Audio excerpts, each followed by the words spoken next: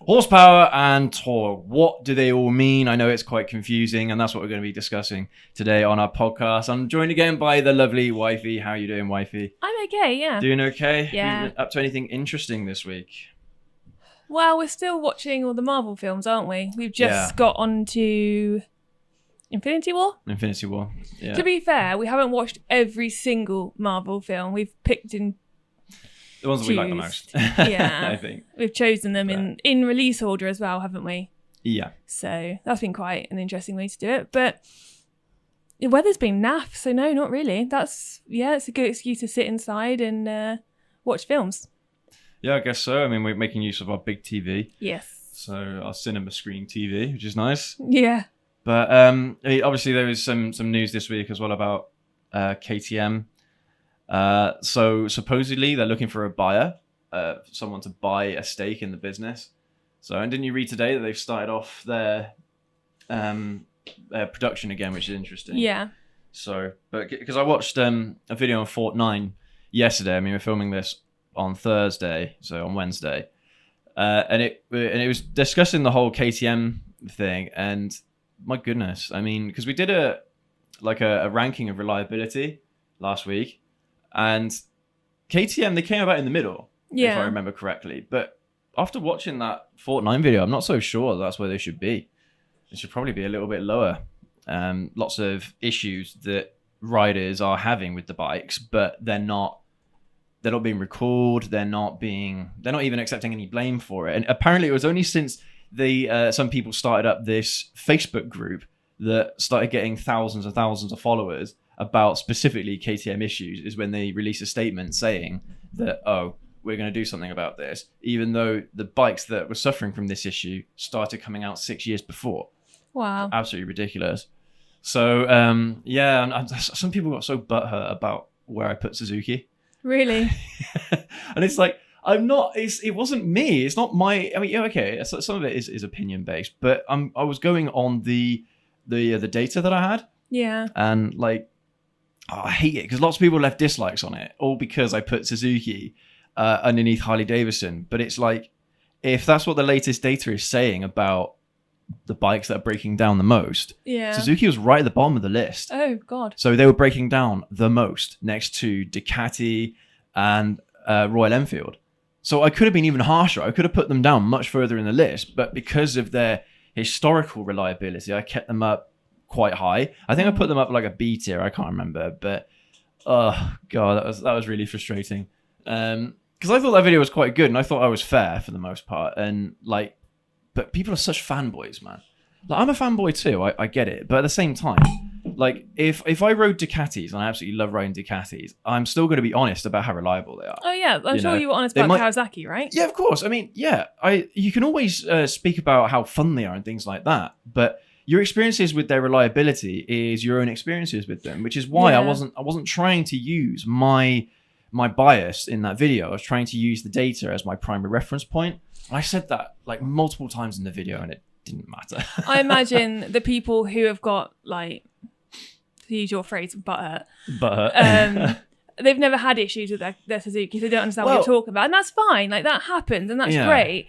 But some people have issues, and obviously there's enough people that have issues that the data reflects that. Well, no, this isn't people. This is a rental company. Oh, okay. A rental company. I mean, they're not the ones that rent the bikes. So the way how it works is the owners, they put their bikes up for rent. If they have a spare motorcycle, they want to make a bit of spare money, they will put their bikes up for rent.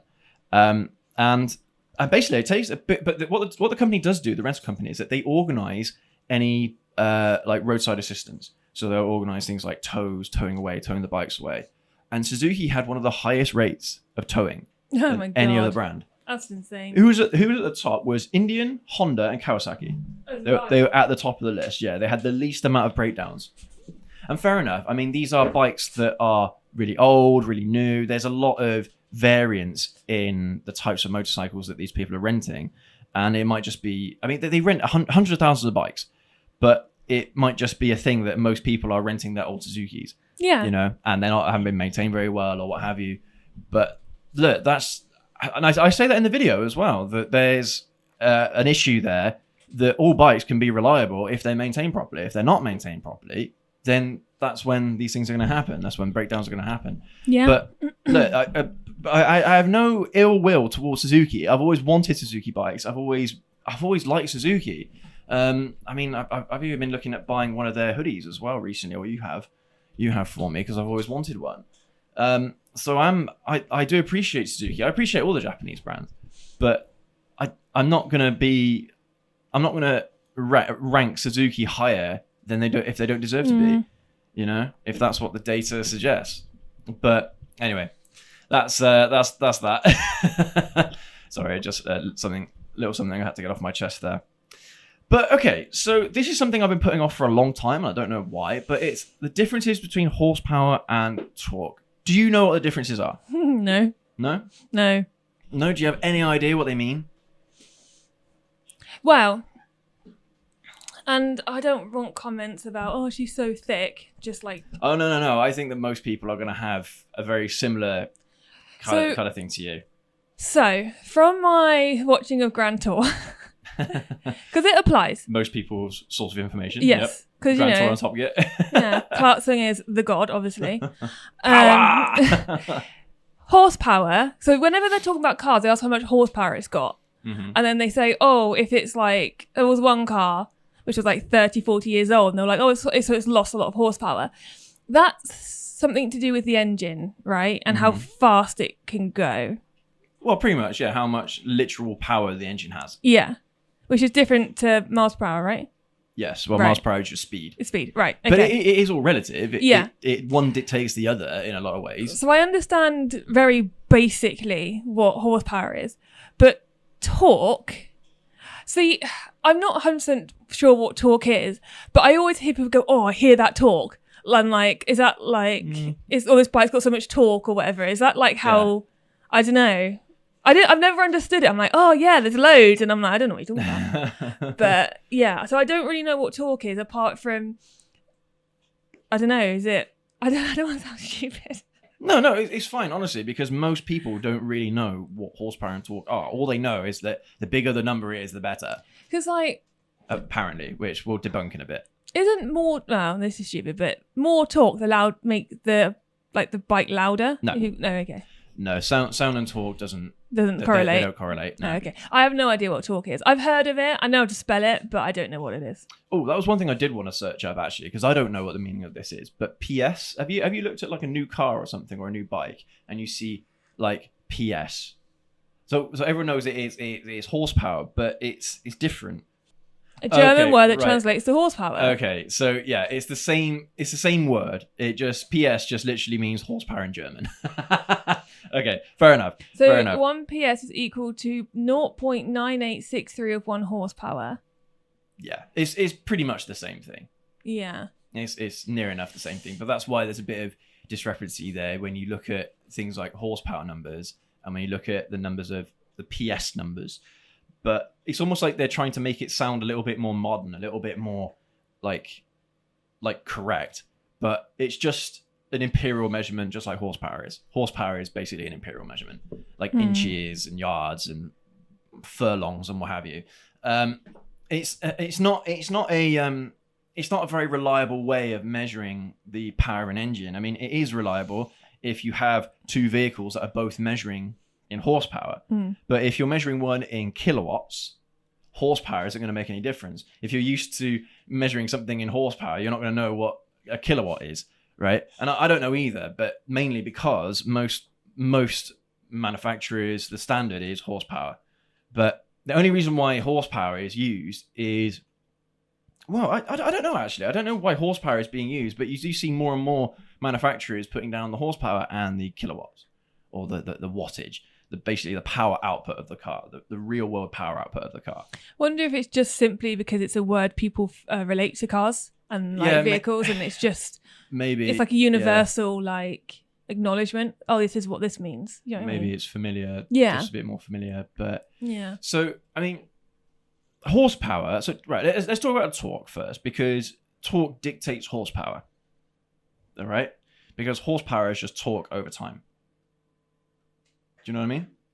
Right. This is why we've got to explain what torque is. Once I understand what torque is, then that might make some sense. So torque is the physical amount of force that it can rotate.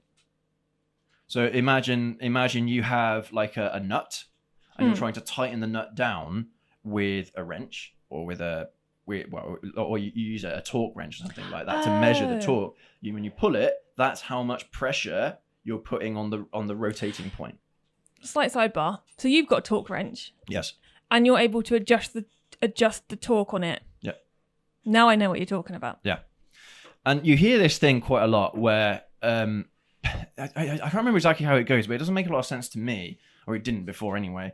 But torque is how hard it's horsepower is how fast you hit a wall.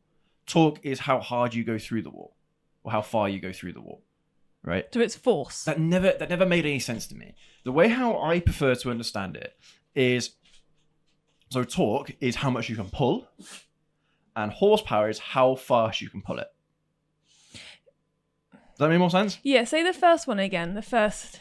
So torque is how much you can pull. The first explanation you heard. So the faster you hit a wall is horsepower. So that's speed. The harder you go through it, or the further you go through it, is torque. So that's force. Force and speed. Okay. Yeah. That actually made sense to me when you put it like that, I'll be honest. Because the reason why it makes more sense is because the original diagram for how horsepower is measured is with a horse pulling a weight. So it makes more sense that torque would be measured by pulling something. It just makes more sense to me. So yeah, how much you can pull, the weight you can pull is the amount of torque that you have. How fast you can pull it is how much horsepower you have. Yes. All right, pretty much in a nutshell is the differences between them. But when you look at it in a car or a bike, so the torque is, as you see the wheel turning, it's how much the bike is able to how much force that bike is able to turn that wheel. Yeah, which is why when I talk about torque, I like torque because when you get off the line, that's that thrust that you feel. That is torque. Whereas horsepower is only really important for top speed. So you can lose horsepower over time, right? Well, but that also means losing torque. I was going to say, can you lose torque? They are both relative to each other. So you have to have, you need one to have the other. Yeah, like I said, you need to have torque to have horsepower. So the way how the measurement goes is you have torque times RPM divided by, it's an arbitrary number. It's like 5252 or something like that. I don't know why. I can't remember why 5252 is the number that's used to work out the horsepower. But it's basically torque times RPM. So you need... So you need torque and you need RPM to produce horsepower. So you can't have horsepower without torque? No. But can you have torque without horsepower? Well, yeah, because you can wrench on something and that's torque. Right. So in the sense of a car, though, or a bike? In the sense of a car, no, you can't have... Yeah. It has to produce some kind of torque to move forward because there's a weight involved, right? Like the weight of the bike, the weight of the car, the weight of you on top of the machine or in the machine, whatever it is that you're using. There has to be an amount of torque in order to get that car moving. Yeah, oomph. Yeah. The oomph, yeah. Okay. The only determining factor is how much it can pull. Much it can move. Okay. Yeah. So in the context of a car or a motorcycle, torque is how much it's able to move. So how much weight it's able to move. So for me, I'm understanding it, like I said, as torque is force. And then horsepower is speed. Yeah. But people get confused about what force that is. You know, like why is torque a force? And that's why I explain it in different ways, because so you've got the torque that you have on a torque wrench, so when you're tightening something down, but the torque on a motorcycle or a car is the physical power of the wheel as it moves, as it turns. Yeah, so that's the difference. So the classical diagram, we'll put it up on here for everyone to see, but the classic thing is this diagram. So this is how horsepower was created, right? So you've got a horse pulling on a pulley, which is carrying or trying to pull 33,000 pounds over the length of a foot. Yeah, does that make sense? Yes. This is where it's and so you've got per foot per minute. So that's the time. That's what RPM is. So you got the time, right? So that's basically how how 1 horsepower is calculated. This is why this is an imperial measurement, not a metric one. because it's using arbitrary things to measure something, the force of something or the power of something, right? But pretty much, if one horse can pull this weight faster than the horse in this diagram, they have more horsepower. Right. Yeah. If they can pull a higher amount of weight, they have more torque. Right. You see what I mean? Yeah. So like this horse, for example, it might be able to pull this weight pretty quickly. So say it can pull this in a foot over a minute, right? So it can pull this weight in a minute. But a bigger horse that has more torque can lift the same amount of weight. They can lift more weight in the same amount of time. Right. Yeah? One that's got more horsepower can lift this same amount of weight faster than a minute. Right. Yeah. So this is why it gets really confusing for people, because this is how we're measuring the power of a car. With this measurement, and it's stupid. It doesn't make any sense. Kilowatts is a far better way of calculating the power of an engine, or calculating the power of a car, or power of a bike. But this is how it was originally envisioned. You see what I mean? Where that came from, where the correlation between horsepower in this diagram and the power of a car, where that correlation happened, I have no idea. I have no idea which car manufacturer was the first to use this metric as a way to measure the power of a car. I've got no idea. But that is the original way that horsepower was measured. Right. So do you imagine... who was it that came up with it? There's a particular person who came up with... But yeah, it says in this article, although horsepower is an arbitrary unit of measurement, there is some kind of science behind it. I mean, yes, but it's... James Watt used the words horsepower in 1782. Yeah. Watt turned to horses as a way to potentially market his new steam engine. If he could prove that it was more efficient than a horse, there you go. That would be a major selling point. Yeah. When Watt observed workhorses to try and determine how much power each produced. Even though all horses aren't created equal, he estimated that one horse could turn a mill wheel with a 12-foot radius approximately 144 times an hour with a force of 180 pounds. Mm-hmm. From this, Watt was able to quantify horsepower. Oh. Yeah. We actually used literal horses. So this all came from steam engines. Yeah. Then. So it was a marketing thing. This was a marketing ploy to demonstrate why steam engines are more efficient and more powerful than horses. How they're able to carry more than horses. They're able to transport more than horses and faster. There you go. That's what horsepower is. It's literally just a marketing term to make something look better. Yeah. Which is why it's arbitrary. Yeah. And it doesn't really make a lot of sense unless you are comparing lots of other things together in the collective, you know. Yeah. But it's a fun little backstory, though, isn't it? It is interesting how you know, because a lot of people, they take this word horsepower as like just a given, you know, and they never take any consideration into why it was the case or where it came from. And horsepower is one word as well. It's not horse space power, it's horsepower, which again doesn't make a lot of sense. I don't know why they did it that way as well. But yeah, it's 1782, man. It's a long time ago. Maybe also differentiate between horsepower and horse's power. Yeah, maybe that's why they did it. Maybe. Yeah, it could well be, but God, but they were looking at steam engine in 1782. That is insane. That's how long ago the steam engine was a thing. But the funny thing is that James Watt, I'm pretty sure he's the watt, the measurement of watt, I'm pretty sure he's named after him as well. He's an inventor. So yeah, because it's probably because a steam engine can produce electricity. Mm-hmm. An engine can produce electricity. That's what engines do. Really, they produce power in the form of electricity. So that's why kilowatts is a much more, or wattage is a much more reliable way of measuring the power of a car, because it is relative, it's metric. Everything is like, you know, like a centimeter, a meter, like distance, right? Yeah. Metric distances, they make a lot of sense. And watts make more sense than horsepower when it comes to measuring the performance of a car or a motorcycle. Because I mean, so we've finally, you know, got to what the difference is between horsepower and torque, but what do they mean in certain things? Because you'd think that something with a lot of horsepower means it's going to be very fast. don't you? Well, yeah, because horsepower is speed. But if it's got a lot of torque, does that mean it's heavier? Right. So it'll be slower. Okay. So when you get like lorries, trucks. Yeah, they've got a lot of torque, right? They have a lot of horsepower and they have a lot of torque. But that's because of the force that they need to carry the loads. But the difference is that they're not able to rev very high. Their RPMs aren't very high. So even though they're producing a lot of torque, that equals lots of horsepower, it doesn't mean they can go very fast. It means they can pull a lot of weight. So, like I don't like it when lorry drivers, they brag about the amount of horsepower their engines have. It's like, but you're not going as fast as a sports car. You're not going as fast as a motorcycle, right? Because they don't have to carry as much weight. And when you're carrying weight, that's where torque is way more important than horsepower. Because with bikes, for example, there's not a lot of weight there. So the bikes don't need a lot of torque to get moving.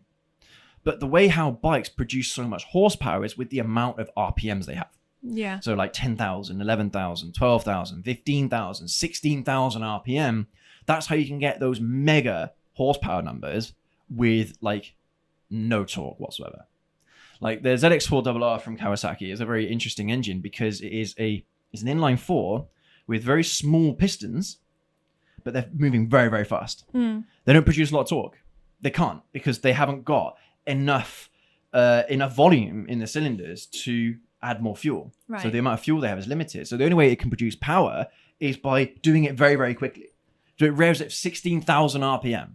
And it can, I think from a 400cc engine, it's producing, I think, 70 horsepower. It might be more than that, which is absolutely insane.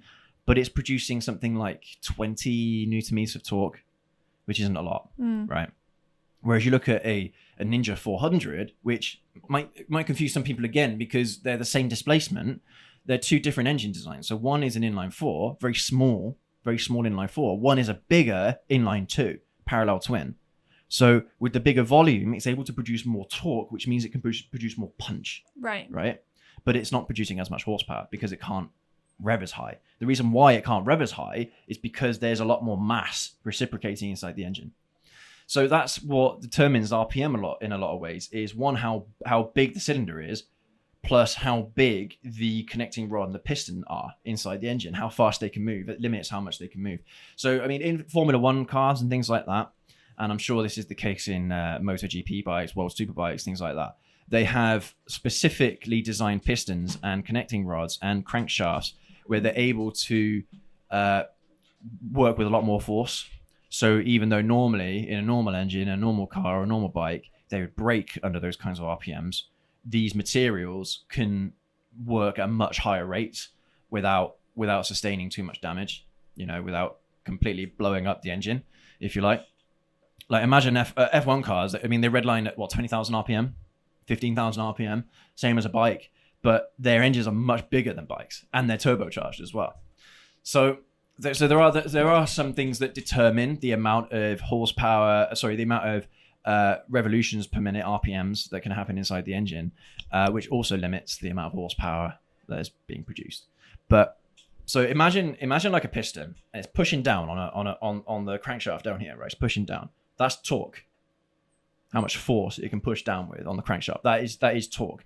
Torque can be manipulated with like gearing and stuff, but in the purest sense, in the kind of like direct sense, torque is that, how much it can push down. Whereas horsepower is how fast it can move up and down. Right. That's it. But that's why, again, I mean, going back to the whole, no engine is made equal. You might have a truck with loads of horsepower. It's not going very fast because it has, one, a lot to pull, but also because it's producing a lot of torque at very low RPMs. Yeah. Like 3,000 RPM or less, or 2,000 RPM. Whereas a car can be between 6,000 to 8,000 RPM, sometimes 9,000 RPM. Bikes can be well over 10,000 RPM, and they're just designed differently in how they produce their power. But a lot of it is dictated by the amount of weight they have to carry. So a car has to produce more torque because there's a lot more weight to carry. A bike doesn't have to produce that much torque because there's not as much weight to carry. A truck, there's a lot of weight to carry, so it has to produce more torque. You know what I mean? But yeah, that is it. Are you none the wiser? No, I am not. No. Does that make sense? It's gone in. Yes, it's gone in. Like I said, torque is force. Horsepower is speed. Yeah. I got that in the first 10 minutes. Yeah. But you say horsepower means speed. In a lot of cases, it does. But in the case of a truck, it doesn't. No, I know. But for So, you know what I mean? from the examples that be relevant to me, Yeah. it's Yeah. For things that for what we're talking about, so bikes mainly, that's the difference. Yeah. But it doesn't apply to everything. And that's kind of like what I'm trying to say is that you might get a bit confused about why a truck has got loads of horsepower and it can't go very fast. Yeah. That's why, because it doesn't have a high enough RPM. Yeah. Simple as that. And the RPM is designed to produce a load of punch, a load of torque, because that's what it needs to pull heavy weights. Yeah. Yeah. So yeah, it's fascinating, isn't it? Absolutely fascinating. And I mean, that's. I remember when I gave up trying to figure out what all this meant back in the day. Like when I first started riding bikes and stuff, when I first was getting into cars and things, I just took people's word for it that lots of horsepower meant, oh, it's very fast, you know? And I didn't know what torque meant at all. I had no idea what torque meant. So it was like, I was totally naive and totally ignorant to all of that. But it's when you start putting things into perspective like this is when you can really start understanding the performance of a motorcycle in comparison to another. Because you might have one bike that's got a lot more horsepower than another bike. Mm. But that doesn't necessarily mean it's going to be a better riding experience because all that power is going to be generated at the top end of the rev range. Yeah. Whereas in the bikes that I like to ride for street riding, things like that, I prefer having torque right at the lower end of the RPMs, right when you're off the line, getting off the line, things like that. Because that's usable power. That's power you can enjoy without going ridiculously fast. As most motorcycles are designed the exact opposite way. They're designed to be enjoyed at higher RPMs. Yeah. And that does make sense for smaller bikes, for 600s or maybe like the ZX4 or what have you. But for bigger bikes, it doesn't make any sense whatsoever, having lots of horsepower, which is why I wasn't that impressed with the ZX10 from Kawasaki because it wasn't producing any power. Below 9,000 RPM, it wasn't producing any power. It was only after 10,000 RPM is when it started getting fun. But you're already breaking every speed limit to get there. Mm-hmm. So it was so stupid. But yeah.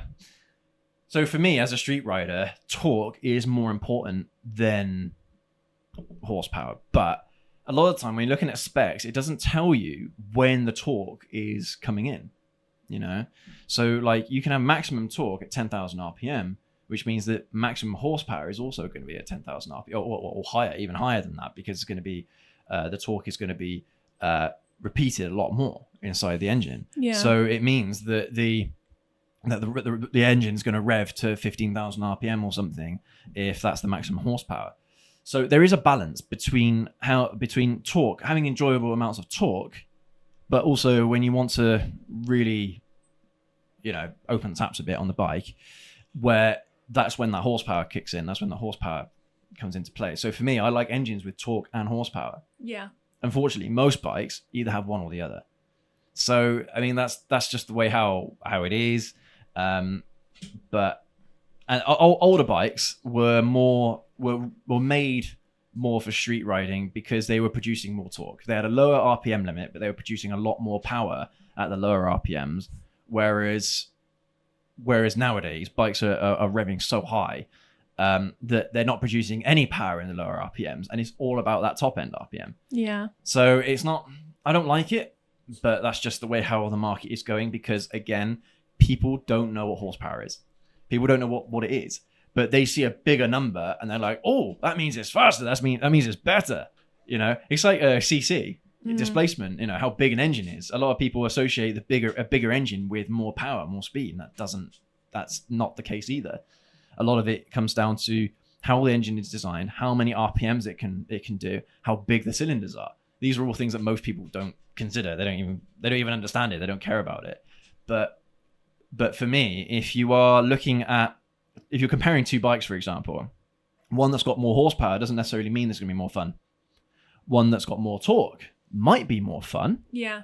But again, unless you know where that torque is kicking in the rev range, because it can say maximum torque at 10,000 RPM, but I mean, like that's fine. But how much torque are you getting before that? where you're getting off the line, that thrust off the line. See, these are things that spec sheets don't really tell you, which is why I always encourage people to ride the bikes. Don't look at a motorcycle and think, I'm going to buy that based off the spec sheet. You buy it off the experience that you get. Because no spec sheet is going to be that in detail. Yeah. So, but yeah, you guys, I mean, that's pretty much it. I think that is the difference between horsepower and torque. And I hope that this video has helped you out today. I know we've gone into quite a lot of detail, and hopefully it makes sense the way how we've demonstrated or explained the differences. But the easiest way that I've ever found of explaining it to someone is torque is how much you can pull, and horsepower is how fast you can pull it.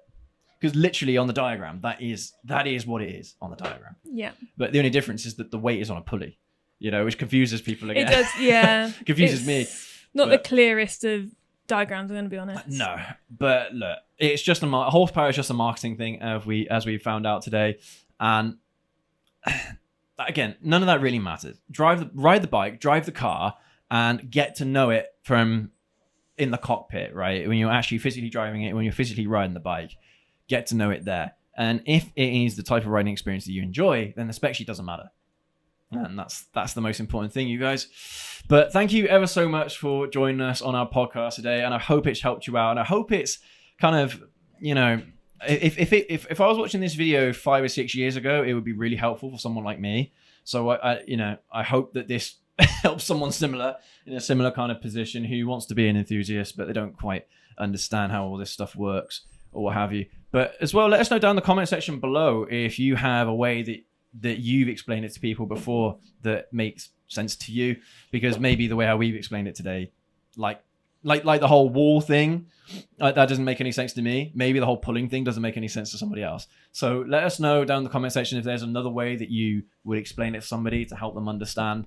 But all you need to know is pretty much what we've described in today's video. But as always, please go ahead, leave that like, hit that subscribe button down there and that notification bell so you don't miss any more videos like this. And we'll catch you all in the next one. Everyone take care.